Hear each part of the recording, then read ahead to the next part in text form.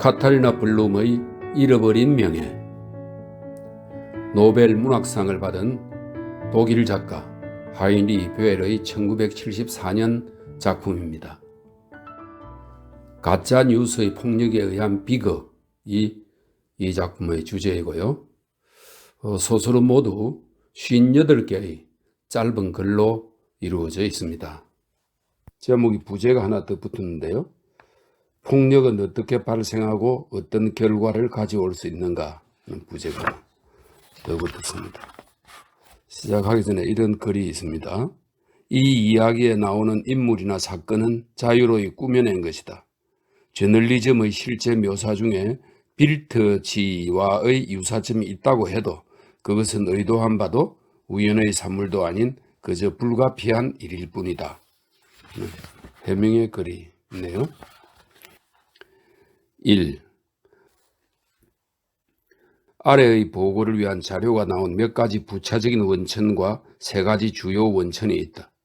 이들 자료의 원천은 여기 처음에서 한번 언급하고 이후에는 더 거론하지 않겠다. 주요 원천은 경찰의 신문조서, 후베르트 볼로르나 변호사, 그리고 그의 고등학교 친구이자 대학 동창인 페트 하흐 검사이다. 하흐 검사는 신문조서, 수사당국의 조치들과 수사 결과들을 아직 정식으로 문서화되지 않았을 경우에 한해 보충해 주기도 했다. 물론 비밀리에. 반드시 덧붙여 말해둘 것은 보충해 준 자료는 공적으로서가 아니라 사적으로만 사용하도록 했다는 것이다. 왜냐하면 친구 블로르나의 고민이 정말로 그의 마음에 와 닿았기 때문이다. 블로르나는 그 자신이 이 사건의 전모를 완전히 밝힐 수는 없었지만 그래도 잘 생각해보면 설명하지 못할 것도 없고 오히려 논리적으로까지 설명할 수 있을 거라고 보고 있었던 것이다. 카타리나 블룸 사건은 그 피고인의 태도나 그녀의 변호사 볼로르나 박사의 아주 난처한 입장을 놓고 볼 때 아무튼 다소 허구적인 면이 있을 것이기에 하흐가 범한 것과 같은 자잘하고 아주 인간적인 부정은 어쩌면 이해될 수 있을 뿐만 아니라 용서받을 수도 있을 것이다. 부차적인 원천들의 경우 그중 몇 가지는 큰 의미를 지니지만 다른 것들은 아주 미미한 수준이어서 여기서 굳이 언급할 필요가 없다. 이것들의 연루, 뒤엉킴, 관련성, 편파성, 놀라움 및 진술이 이 보고에서 저절로 밝혀지기 때문이다. 2. 여기에서 지나치게 원천 운운해서 이 보고가 때때로 물 흐르는 것처럼 느껴진다면 그에 대해 양해를 구한다. 그것은 어쩔 수 없는 것이었다. 원천들이니 흐름이니 하면서 구성이라는 말을 할 수는 없다. 어쩌면 그 대신 집결이라는 개념, 괄호 속에 외국어로는 컨덕션이라는 말을 제안할 수 있겠다. 컨덕션, 물 따위를 파이프로 이끈다는 뜻입니다. 집결이라는 개념을 사용해야 할 것이다. 이 개념은 어린 시절 혹은 어른이 되었어도 웅덩이를 가지고 그 안팎에서 놀아본 적이 있는, 웅덩이를 파고 물길들을 서로 연결해 웅덩이를 비우게 하고 물길을 옆으로 돌리거나 다른 쪽으로 바꾸어서 마침내 가지고 놀 수 있는 웅덩이의 물 전부를 하나로 모아 흐르게 해본 적이 있는 사람이라면 누구나 분명하게 이해할 것이다. 이는 모은 물을 더 낮은 곳으로 흘러내리게 하거나 가능하다면 규칙대로 혹은 순리대로 당국에서 만들어 놓은 하수관이나 배수관으로 올바르게 이끌기 위해서였다. 그러니까 여기서 의도하는 바는 다름 아닌 일종의 배수 혹은 물빼기 작업이다. 명명백백한 정리 과정이다. 그러니까 이 이야기가 때때로 수면 차이나 수면 조절이 필요한 흐름을 타게 되더라도 관대히 이해해 주길 바란다. 아무래도 흐름의 중단, 흐름의 정체, 모래의 퇴적, 유도 작업의 실패, 함께 흐를 수 없는 원천들, 게다가 지하의 흐름들도 있기 때문이다. 3. 여기서 한 번쯤 언급되어야 할 사건은 끔찍한 것들이다. 1974년 2월 20일 수요일 여성 카니발 전날 밤. 이 여성 카니발은 라인 지방에서 매년 11월 11일 11시 11분 11초에 시작하는 카니발 기간 중 마지막 날인 제2 수요일 이전 주의 목요일에 열리는 행사로 이날만큼은 여성들이 주도권을 잡는다. 되어 있네요. 며칠 안 남았네요. 11년 11월 10일. 네, 매년 11월 11일 11시 11분 11초. 예, 그 여성 카니발 전날 밤 어느 도시에서 27살의 젊은 여자가 저녁 6시 45분경 누군가가 주최하는 댄스 파티에 참석하기 위해 집을 나선다. 나흘 후 드라마틱하게 사실 이렇게 표현해야만 된다 이렇게 되네요. 여기서 흐름을 가능하게 해주는 부득이한 수면 차이들이 지적된다 이렇게 되어 있습니다. 사건이 전개된 이후 일요일 저녁 거의 비슷한 시간에 좀 더 정확히 말하자면 저녁 7시 4분경에 그녀는 발텀 웨딩 경사의 집 초인종을 누른다. 그는 마침 사적인 이유가 아닌 직무상의 이유로 아랍 족장으로 분장을 하고 있던 참이다. 그녀는 놀란 웨딩에게 조서를 작성하라며 진술한다. 자신이 낮 12시 15분경 자기 아파트에서 베르너 퇴트게스 기자를 총으로 살해했으며 웨딩이 아파트 문을 부수고 들어가서 그를 데려갈 수 있을 거라고 했고 그녀 자신은 12시 15분에서 저녁 7시까지 후회의 감정을 느껴보기 위해 시내를 이리저리 배회했지만 조금도 후회되는 바를 찾지 못했노라고. 그리고 그녀는 자신을 체포해 주길 부탁하며 사랑하는 루트 B가 있는 그곳에 자신도 기꺼이 있고 싶노라고 말한다. 웨딩은 여러 차례 신문으로 이 젊은 여자를 알고 있었고 그녀에 대해 어느 정도 동정심을 느끼고 있던 터라 한순간도 그녀의 진술을 의심하지 않는다. 그는 그녀를 자신의 차에 태워 경찰서로 데려가 상관인 바이츠맨의 수사과장에게 보고하고 젊은 여자를 감방에 넣으라고 지시한 후 15분 뒤 그녀의 아파트 문 앞에서 바이츠맨과 만난다. 훈련을 잘 받은 대원들이 문을 부수고 들어가 그 젊은 여자의 진술이 사실임을 확인한다. 여기서 피해에 대해 너무 많이 이야기해서는 안 된다. 단지 부득이한 경우의 정도 차이는 불가피하다. 그러니 이런 광경에 관해서는 텔레비전과 영화 혹은 이런 종류의 공포물과 뮤지컬을 참조하기 바란다. 여기에서 무언가가 흐르고 있어야 한다면 그건 피가 아니다.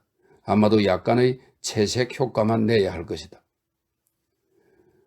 퇴특에서는 다해진 침대 시트를 즉흥적으로 어설프게 재단해 만든 아랍 족장의 옷을 입은 채 총을 맞고 죽어 있었다. 그러나 순백의 바탕 위에 새빨간 피가 어떤 효과를 내는지는 누구나 알고 있다. 이때 권총은 필연적으로 그의 총 모양의 분무기이고 의상은 캔버스와도 같기에 여기서는 배수 시스템보다는 현대 회화나 무대 장치에 더 가깝다. 그렇다. 그것은 그러니까 사실이다. 4. 축제 분위기로 술렁이는 이 도시 서쪽 숲에서 제2수요일에야 역시 총에 맞은 사진기자 아돌프 쉐너의 시체가 발견되자 한동안 그도 블룸의 희생자일 가능성을 배제할 수 없었으나 증거 불충분으로 밝혀졌다. 후에 그러니까 어느 정도 순차적으로 사건의 경과를 따져보았을 때 증거 불충분으로 여겨졌다. 나중에 어느 택시기사가 역시 아랍 족장 차림의 쉐너를 안달루시아 여자처럼 차린 젊은 여자와 함께 바로 그 숲으로 데려다 주었다고 진술했다. 그런데 퇴특에서는 이미 일요일 정오에 피살되었지만 쉐너는 화요일 정오에 피살되었다. 퇴특에서 이 옆에서 발견된 범행 도구가 절대 쉐너를 죽일 때 사용한 무기일 수는 없음을 일찍이 밝혀냈음에도 불구하고 수사당국은 한동안 블루움에게 혐의를 두고 있었다. 바로 동기 때문이었다. 그녀가 퇴특에서에게 복수할 이유가 있었다면 쉐너에게 복수할 이유도 최소한 그 정도는 있었다. 그러나 수사당국이 볼 때 블루움이 두 자루의 권총을 소지했을 가능성은 아주 희박했다. 범행 당시 블루움은 냉정하고 영리하게 일을 처리했다. 나중에 쉐너도 살해했느냐는 질문을 받았을 때 그녀는 미심쩍은 반문으로 대답을 대신했다. 그래요. 왜 그를 죽이면 안 되나요? 그러나 이후 경찰은 쉐너 살해 혐의를 그녀에게 두지 않기로 했다. 특히 알리바이 조사로 그녀는 거의 확실하게 혐의를 벗을 수 있었다.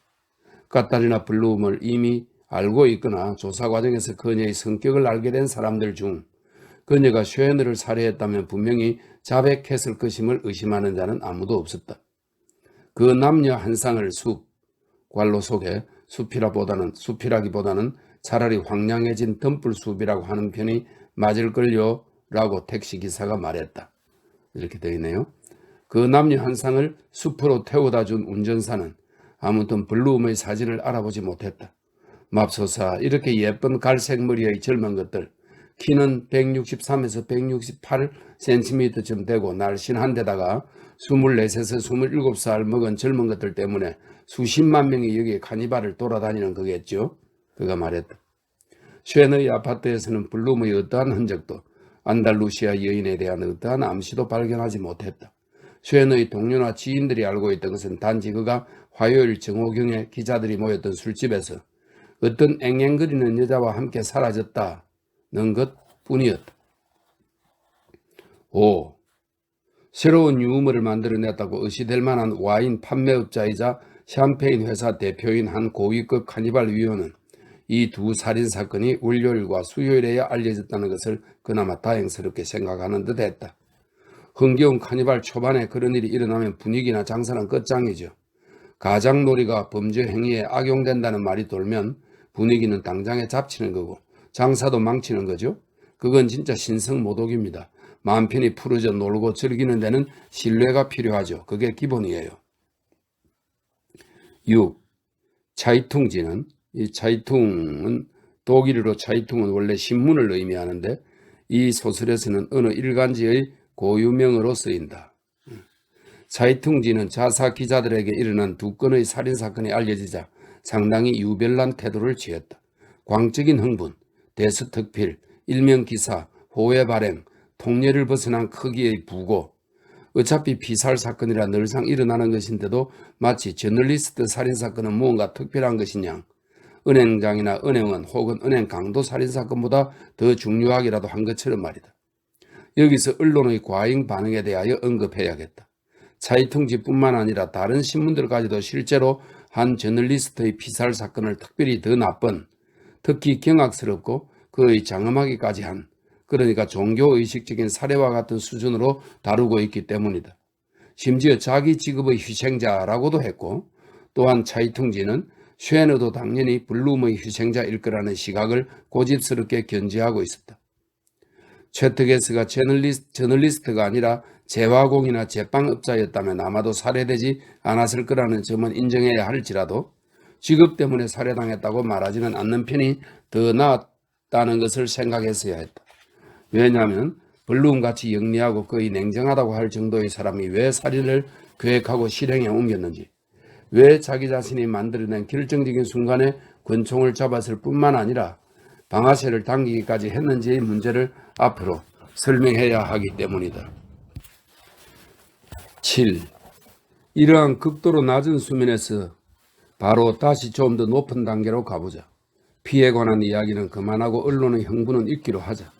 그 사이에 카타리나 블룸의 아파트는 깨끗이 치워졌다. 사용할 수 없게 된 카펫은 쓰레기 더미 위에 버려지고 가구들은 닦여서 제자리에 놓였다. 이 모든 것이 블로르나 박사가 제안하고 비용을 들여서 이루어졌다.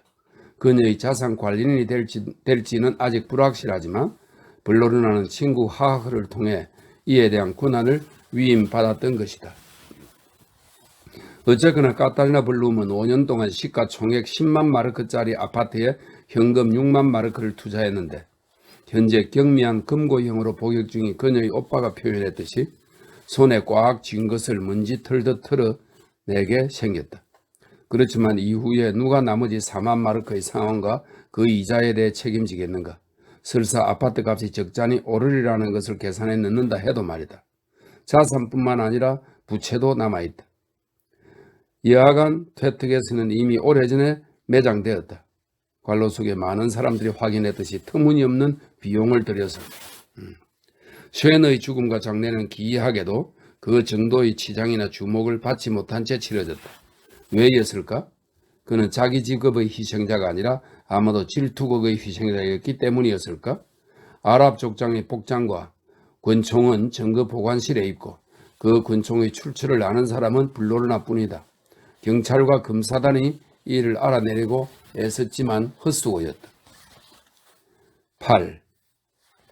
문제의 나흘 중 처음 며칠에 대해서는 블룸의 행적에 관한 조사가 잘 되어 갔지만 일요일에 와서 꽉 막혀버렸다. 블로르나가 수요일 오후 카타리나 블룸에게 주당 280마르크의 임금 2주치 전액을, 즉 거주와 다음 주의 임금 전액을 직접 건넸다. 그날 오후 부인과 함께 겨울 휴가를 떠나기 때문이었다. 카타리나는 블로르나 부부에게 자신도 마침내 휴가도 갖고 싶고 카니발 기간 동안 즐기고도 싶어 예년과는 달리 이 시기의 시즌 아르바이트는 하지 않겠노라 약속했을 뿐만 아니라 맹세까지 했다. 그녀는 그날 저녁 그녀의 대모이자 친구이며 가장 신뢰하는 엘제 볼트사임의 집에서 열리는 작은 댄스 파티에 초대받아 무척 기쁘다고 오랫동안 춤출 기회가 없었다면서 블로르나 부부에게 조화라며 말했다. 그 이야기를 듣자 블로르나 부인이 그녀에게 이렇게 말했다고 한다. 기다려봐, 까따리나. 우리가 돌아오면 다시 파티를 열자. 그러면 너도 다시 춤을 출 수 있을 거야. 까따리나는 이 도시에 산 이래 그러니까 5, 6년 전부터 쉽게 춤추러 갈 만한 곳이 없다고 자주 불평을 했었다. 그녀가 블로르나 부부에게 이야기했듯이 그 도시에는 워낙에 욕구불만인 대학생들이 돈을 받지 않는 창녀를 찾는 술집이나 자유분방한 보헤미안 풍의 술집이 있기는 했지만 그런 곳 역시 그녀에겐 너무 난잡하게 느껴졌으며 종교단체에서 열리는 댄스 파티는 솔직히 싫었다. 조사에서 금방 드러났듯이 수요일 오후 까따리나는 히페르츠 부부 집에서 2시간 더 일을 했다. 이따금 그 집에서 부르면 가서 일을 도와주고 있었다. 히페르츠 부부 역시 카니발 기간 동안 이 도시를 떠나 렘고에 있는 딸에게 가기 때문에 까따리나는 이 노부부를 자신의 폭스바겐으로 역까지 모셔다 드렸다. 엄청난 주차난에도 불구하고 그녀는 고집을 부려 그들을 플랫폼까지 전송하고 짐을 들어주었다. 관로 속에 돈 때문이 아닙니다. 아니에요. 그런 호의에 대한 대가로 우리가 무언가를 줄 수 있는 것이 아니지요. 그랬다가는 그녀가 크게 상처받을 겁니다. 하고 히페르츠 부인이 설명했다. 그러네요. 사람이 좋은 사람이가 까따리나 블룸이. 확인된 바와 같이 기차는 오후 5시 30분에 떠났다. 떠들썩한 카니발이 시작된 가운데 까따리나가 차를 찾는데 5분에서 10분, 시 외곽 주택지에 위치한 아파트까지 가는데 또 20분 혹은 25분을 인정하여 그녀가 저녁 6시에서 6시 15분 사이에야 비로소 아파트에 들어갈 수 있었다고 하고 게다가 씻고 옷을 갈아입고 무언가를 먹었다는 것을 제대로 인정한다면 단 1분도 빈 시간이 없었다. 왜냐하면 그녀는 이미 저녁 7시 25분에 볼트사임 부인 집에서 열리는 파티의 모습을 나타냈기 때문이다. 그것도 그곳까지 자동차가 아니라 전철을 타고 왔다. 그녀는 베두인 여자로도 안달루시아 여자로도 분장하지 않았고 그저 머리에 빨간 카네이션을 꽂고 빨간 스타킹과 구두를 신었으며 벌꿀 빛깔의 중국 하남산 실크로 된 블라우스를 목까지 여미고 같은 색깔의 평범한 트위드 스커트를 입었다. 까따리나가 파티에 차를 타고 왔는지 전철을 타고 왔는지는 그리 중요하지 않다고 생각할 수도 있겠지만 여기서는 꼭 언급하고 넘어가야 한다. 왜냐하면 수사 과정에서 대단히 중요한 의미를 지녔기 때문이다. 9. 그녀가 볼트사임의 집에 발을 들여놓은 순간부터 수사는 쉬워졌다. 까따리나는 전혀 눈치채지 못했지만 저녁 7시 25분부터 그녀는 경찰의 감시하에 있었기 때문이다. 그날 밤 내내 저녁 7시 30분에서 밤 10시까지 그러니까 루트비 괴텐이라는 자와 그 집을 떠나기 전까지 그녀는 오직 그 남자하고만 진심으로 춤을 추었다. 나중에 그녀 자신도 그렇게 진술했다. 10. 하흐 검사에게 감사를 표하는 것을 잊어서는 안 되겠다. 에르빈 하이츠맨의 수사과장이 블룸이 괴텐과 함께 볼트사임의 집을 떠나는 순간부터 볼트사임과 블룸의 집 전화를 도청하라는 지시를 내렸다는 추문에 가까운 법조계 내부 소문을 들을 수 있었던 것은 오로지 그 덕분이기 때문이다. 그런 소문을 듣게 된 경로는 여기서 언급할 만한 가치가 있을 것이다. 바이츠맨에는 그런 경우 상부에 전화를 걸어 또다시 도청기가 필요합니다. 이번엔 2군데입니다. 라고 말했다. 11. 분명히 괴테는 까따리나의 집에서 전화를 하지 않았다. 아무튼 하흐는 그에 대해서 들은 바가 없다. 확실한 것은 까따리나의 아파트가 철저하게 감시된다는 점이다. 목요일 오전 10시 30분까지 전화통화도 없었고 괴텐이 아파트를 떠나지도 않자 불안해진 바이츠맨은 더 참지 못하고 중무장한 경찰관 8명을 데리고 그녀의 아파트를 덮쳤다. 철두철미한 경계태세를 취하면서 안으로 들이닥쳐 샅샅이 수색했지만 괴테는 발견하지 못했다. 집에는 긴장을 풀고 아주 편안해 보이는 행복해 보이기까지 한 까탈리나밖에 없었다. 그녀는 부엌 싱크대 옆에 길에 서서 큰 머그잔으로 커피를 마시면서 버터와 꿀을 바른 하얀 빵을 한 입 베어물고 있었다. 그녀는 전혀 놀라지 않았고 의기양양하지는 않아도 태연해 보였다는 점에서 의심을 받았다. 그녀는 속에 아무것도 입지 않고 마그리트 꽃 문양이 수놓인 초록색 면 목욕 가운만 걸치고 있었다. 괴테현이 어디 있느냐는 바이츠맨의 수사과장의 질문에 블룸은 그가 언제 아파트를 떠났는지 모른다고 대답했다. 9시 30분에 잠에서 깼고 일어나 보니 그는 벌써 가고 없었다는 것이었다. 작별 인사도 하지 않고 네. 12. 이 대목에서 논란의 여지가 아주 많은 바이츠맨의 질문에 대해 들어보아야 한다. 하흐는 그 질문을 농담처럼 전했다가 취소하더니 나중에 다시 한번 이야기를 꺼냈다가 또다시 철회했다. 블로르나는 이 질문을 중요하게 생각한다. 왜냐하면 바이츠메네가 정말 카타리나에게 그런 질문을 했다면 다른 것이 아닌 바로 이 대목에서 그녀가 불쾌감, 수치, 그리고 분노를 느끼기 시작했을 거라고 생각하기 때문이다. 블로르나와 그의 부인은 카타리나 블룸이 성적인 면에서 지나칠 정도로 예민하고 거의 결벽에 가깝다고 진술하고 있기 때문에 확실하게 잡았다고 생각한 괴테현이 사라져서 아주 화가 나 있던 바이츠메네가 논란의 여지가 있는 질문을 던졌을 가능성에 대해 여기서 깊이 생각해 보아야 한다. 그러니까 매혹적일 정도로 태연스레 싱크대에 기대 서 있는 카타리나에게 바이츠메네가 물었다고 한다. 그자가 너랑 붙어 먹었지? 그러자 카타리나는 낯을 붉히면서도 당당하게 말했다고 한다. 아니요, 나라면 그런 식으로 표현하지 않을 겁니다. 만일 바이츠메네가 이런 질문을 던졌다면 그 순간부터 그와 카타리나 사이에는 어떤 종류의 신뢰감도 생길 수 없었다고 단정할 수 있다.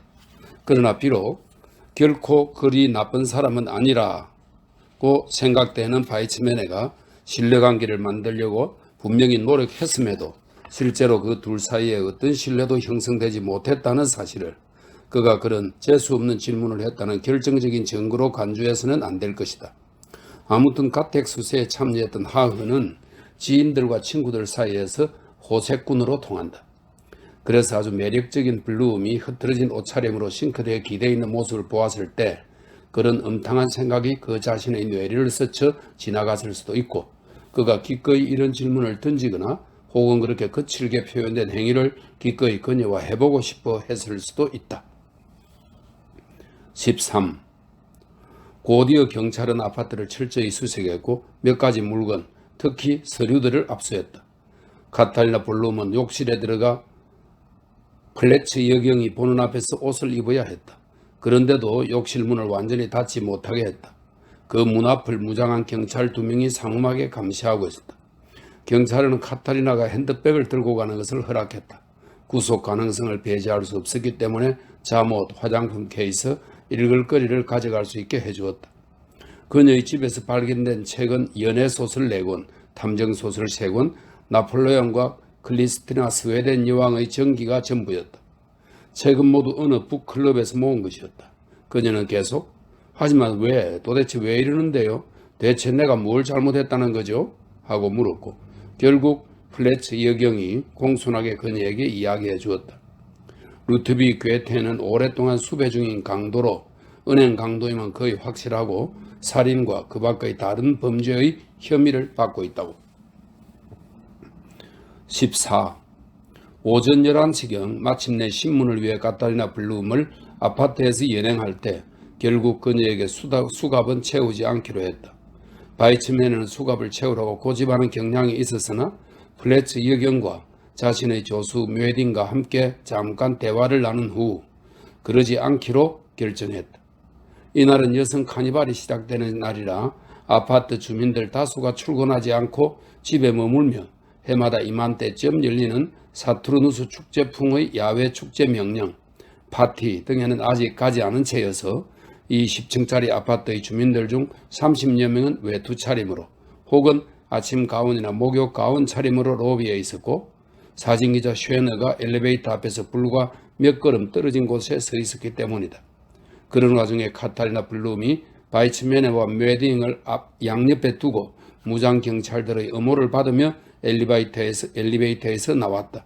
그녀는 정면에서, 뒤에서, 옆에서 수차례 카메라 세례를 받았다. 결국 그녀는 부끄럽고 당혹스러워 자꾸 얼굴을 가리려 했고 그 와중에 그녀의 핸드백, 화장품 케이스 그리고 두 권의 책과 필기 도구가 들어있는 비닐봉지와 부딪히면서 머리가 흥크러지고 표정은 불쾌하게 일그러졌다. 그리고 그대로 사진에 찍혔다. 30분 뒤 그녀가 자신의 권리를 전해듣고 다시 옷 매무새를 고친 후 바이츠맨의 웨딩, 플래치 부인, 코르텐 검사와 하흐 검사 앞에서 신문이 시작되었고 그 내용이 기록되었다. 내 이름은 까타리나 브레틀로이고 결혼 전 성은 블룸입니다. 나는 1947년 3월 2일 쿠이르 지방의 마을 게멜스 브로이에서 태어났습니다. 아버지 페트 블룸은 광부였습니다. 내가 6살 때 아버지는 전쟁 중에 얻은 폐병으로 37살의 나이에 세상을 떠났습니다. 전쟁이 끝난 후에 다시 편암 광산에서 일했기 때문에 진폐증에 걸렸을 수도 있습니다. 아버지가 죽은 후 연금공단과 광산조합 간 의견이 일치하지 않아 어머니는 연금 문제로 속을 태웠지요. 나는 아주 어릴 때부터 집안일을 해야 했습니다. 아버지가 자주 편찮으셨고 그만큼 수입이 주로 어머니가 이런저런 청소일을 다녀야 했기 때문입니다. 학교 생활에는 전혀 어려움이 없었습니다. 비록 학기 중에도 집안일을 많이 해야 했고 집에서는 물론 이웃집과 다른 마을에 사는 사람들의 집에서도 빵을 굽거나 요리를 하고 저장 음식을 담거나 가축을 잡는 일을 도왔어도 말입니다. 난 정말 집안일을 많이 했고 추수 때도 일을 거들었습니다. 1961년 학교를 졸업한 후에는 데모인 쿠이르 출신 엘제 볼트사임 부인의 도움으로 그곳 게르버시의 정육점에서 가정부 일자리를 얻었습니다. 거기에서는 이따금 판매 일도 도와야 했습니다. 1962년에서 1965년까지는 데모인 볼트사임 부인의 도움과 경제적 후원으로 그녀가 교사로 일하고 있던 쿠이르 생활과학 아카데미에 다녔고 아주 좋은 성적으로 졸업했습니다. 1966년에서 67년까지 이웃 도시 오프터스 브로이에 있는 쾌실르사에 부속된 종일반 유치원에서 관리인으로 일했고 그 후에는 의사인 클루텐 씨 댁에서 가정부로 일했어요. 그 집도 오프터스 브로이에 있었는데 그 집에서 지난 기간은 딱 1년입니다. 박사님이 자꾸 치근댔고 클루텐 부인이 그걸 견디지 못했기 때문입니다.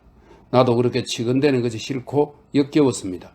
1968년 몇 주 동안 일자리를 찾지 못해 집에서 어머니를 돕고 이따금 게멜스 브로이 타악기 클럽 회원들이 모임을 갖거나 볼링을 치는 저녁에 도우미 일을 했는데 그때 오빠 크루트 블룸을 통해 방직공인 빌헬름 브레틀로를 알게 되었고 몇 달 후에 그와 결혼해 게멜스 브로이에서 살았습니다.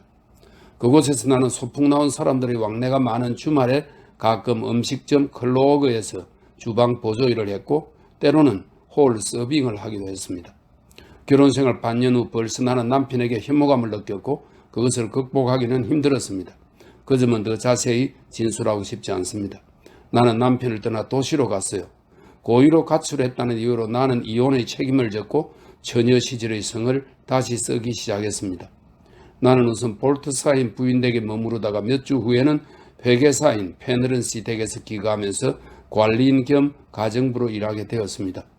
페너런 박사님은 나에게 야간 강습 및 평생 교육 과정을 다니도록 허락해 주었을 뿐 아니라 국가가 공인한 가정관리사 자격증 시험을 볼 수 있도록 해 주었습니다. 박사님은 매우 친절했고 아주 아량이 넓었습니다. 시험을 치른 후에도 나는 그 집에 머물렀습니다.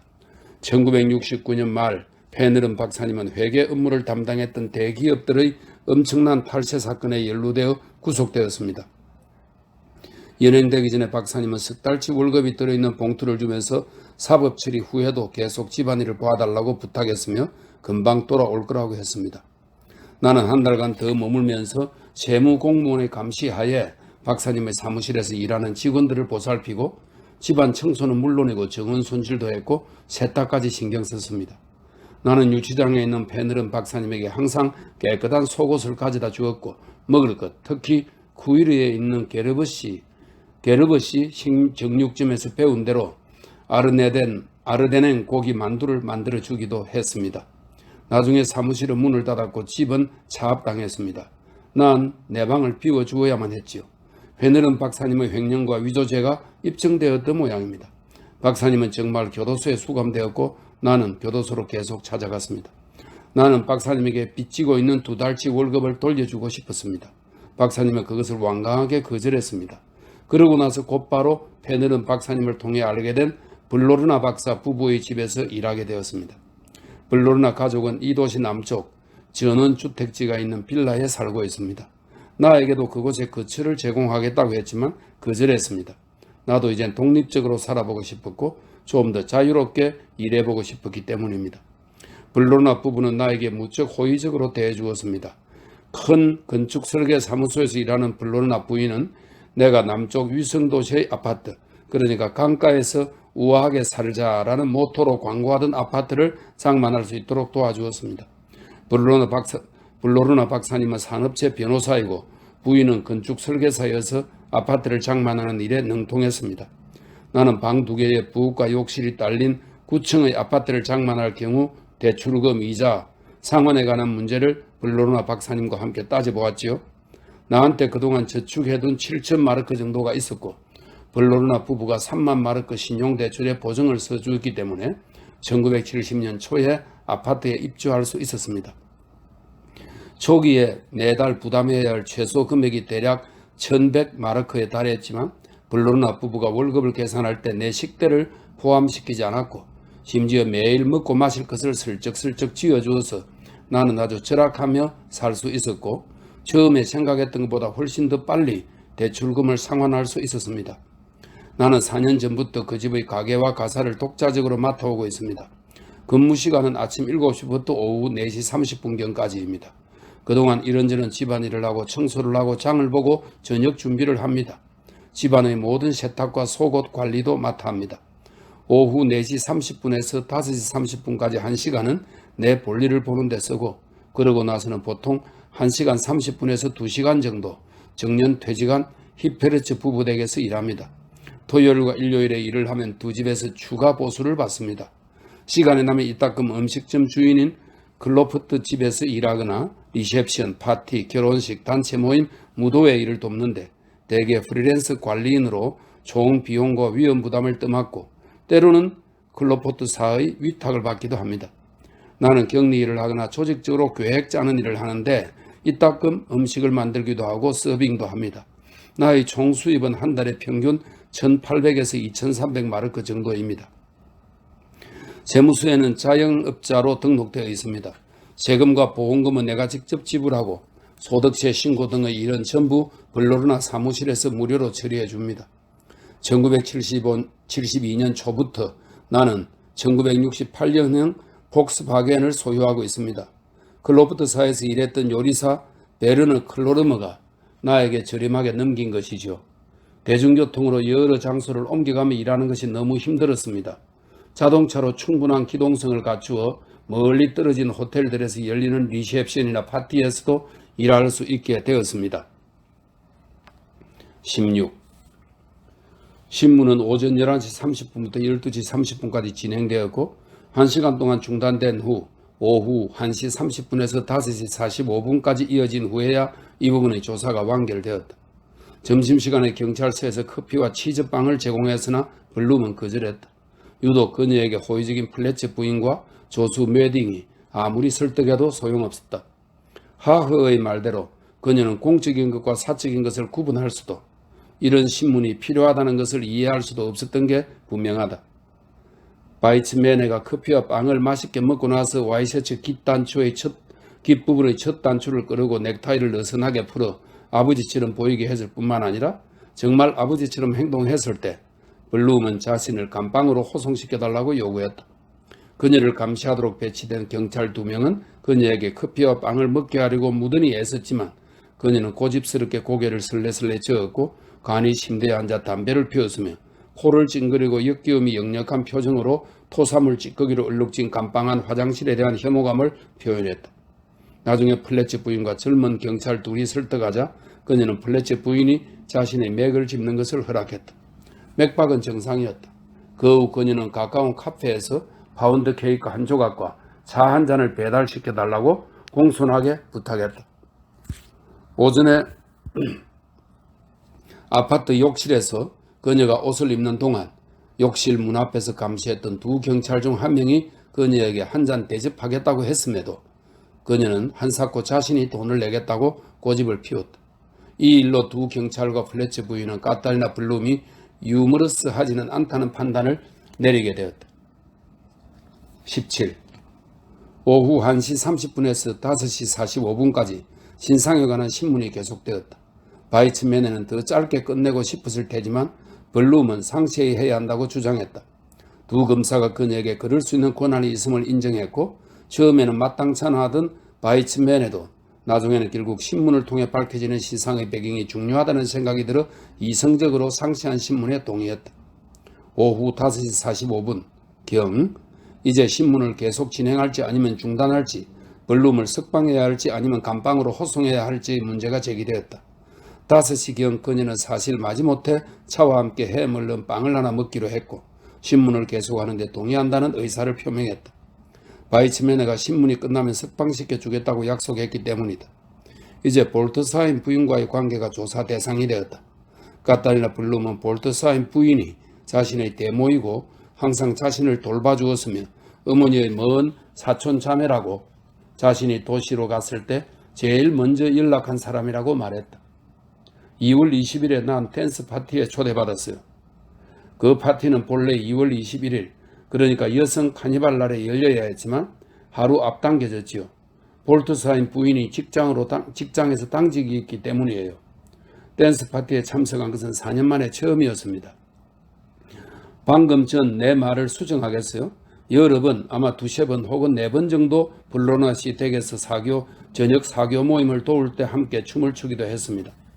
상당히 늦은 저녁 시간 내가 청소와 설거지를 끝내면 커피는 다 끓여져 있고 블로나 박사가 홈바 서비스를 맡게 되면 사람들은 나를 살롱으로 데려갔고 거기서 블로나 박사님이나 학계, 재계, 정계의 다른 신사분들과 춤을 추었습니다.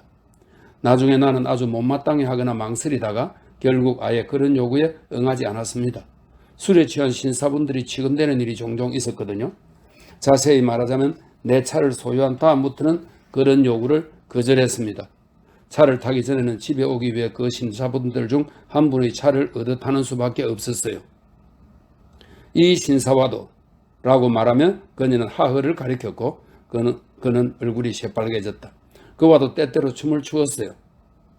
하허도 치근댔냐고 묻는 사람은 아무도 없었다. 18. 신문이 오래 걸린 까닭은 카타리나 블룸이 놀랄 정도로 꼼꼼하게 모든 표현을 일일이 검토했고 조서에 기록된 문장을 하나하나 큰 소리로 읽어달라고 했기 때문인 것으로 밝혀졌다. 예를 들어 앞장에서 언급된 남자들의 치근거림이 처음에는 조서에 다정함으로 즉 신사들이 다정하게 대했다라는 식으로 기록되었다.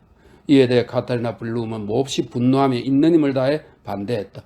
개념 정의를 두고 그녀와 검사들 혹은 그녀와 바이츠맨의 사이에 본격적인 논쟁이 벌어졌다. 카타리나는 다정함은 양쪽에서 원하는 것이고 치근거림은 일방적인 행위인데 항상 후자의 경우였노라 주장했다. 신문에 참여한 신사들이 그런 것은 모두 그리 중요하지 않으며 신문이 보통보다 더 오래 걸리면 그건 그녀 탓이라고 말하자 그녀는 치근거림 대신 다정함이라고 쓰여있는 조서에는 절대 서명할 수 없다고 했다. 그 차이가 그녀에게는 결정적인 의미를 지니는 것이며 그녀가 남편과 헤어진 이유 중 하나도 이와 관련이 있다는 것이었다. 남편이 다정한 적이라고는 한 번도 없었고 늘 치근거렸다 했다. 블로나 부부를 가리킨 선량한이라는 단어를 놓고도 이와 유사한 논쟁이 벌어졌다. 조서에는 나에게 친절한이라고 쓰여 있었는데 블룸은 선량한이라는 단어를 고집했다. 선량한이라는 단어가 유행에 뒤진 것처럼 들린다는 이유로 이 단어 대신 호의적인이라는 단어를 제시하자 그녀는 화를 냈으며 친절과 호의는 선과는 아무 관련이 없고 자신에게 보여준 블로나 부부의 행동을 선함으로 느꼈다고 주장했다.